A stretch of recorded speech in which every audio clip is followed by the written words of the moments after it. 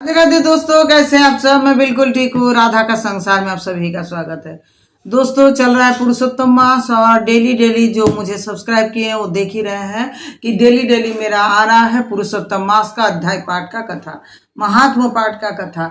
तो आज है पुरुषोत्तम मास का 9वां दिन और 9वां अध्याय। 9वां अध्याय में 9वां दिन में 9वां अध्याय का महिमा पाठ का जरूर ज्यादा सुनिए, और जो व्रत करते हैं या नहीं भी करते हैं वो जरूर महात्म पाठ आप लोग को सुनना ही चाहिए। पुरुषोत्तम मास का 9वां अध्याय का कथा इस प्रकार है। सूत जी बोलते हैं कि मेधावी ऋषि की कन्या अपने पिता के निधन के बाद अत्यंत दुख और अकेलेपन में जीवन व्यतीत करने लगा। जो मेरा पहले वीडियो देख रहे हैं, इससे पहले का वीडियो नहीं देखे, उससे विनती करते हैं कि मेरा चैनल को सब्सक्राइब कर लीजिए, जिससे आपको हर दिन का कथा आते रहेगा। तो आपको जैसे कथा बीच में समझ में नहीं आता है, ऐसा नहीं होगा। हर दिन का कथा का जो कड़ी है वो आप लोग समझ पाइएगा।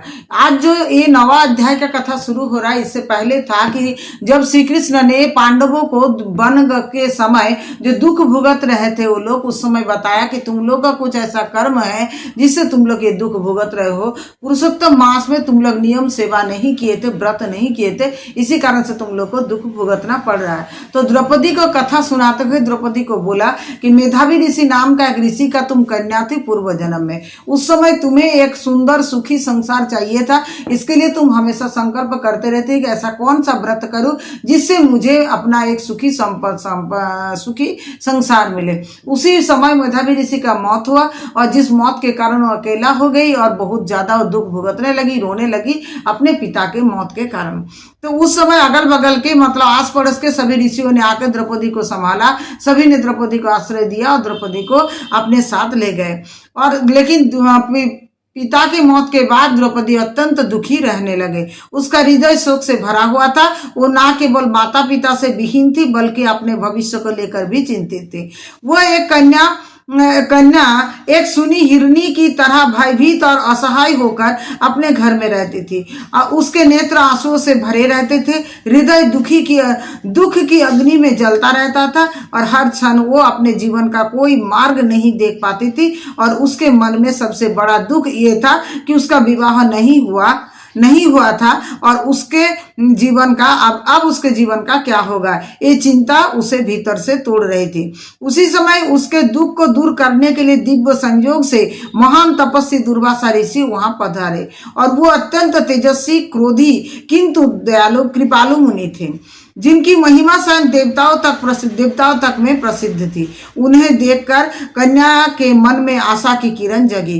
कन्या ने अत्यंत श्रद्धा और विनम्रता से ऋषि दुर्वासा का स्वागत किया।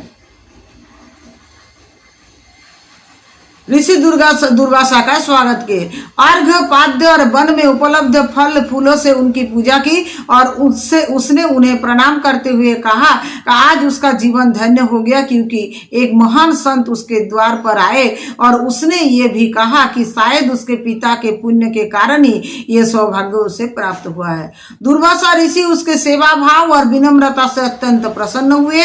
उन्होंने उसे आशीर्वाद देते हुए कहा कि वो एक श्रेष्ठ कुल की धर्मपरायण और पुण्यात्मा कन्या है। उसके पिता का तप सफल हुआ है, जो उसे ऐसी कन्या प्राप्त हुआ है। तब कन्या ने अपने जीवन का सारा दुख उनके मन सामने प्रकट किया, और उसने कहा कि वो अनाथ है, उसका कोई सहारा नहीं है, और विवाह ना होने के कारण उसका जीवन अधूरा रह गया, और उसे ये भय सता रहा था कि यदि शीघ्र ही विवाह ना हुआ तो उसका जीवन व्यर्थ हो जाएगा।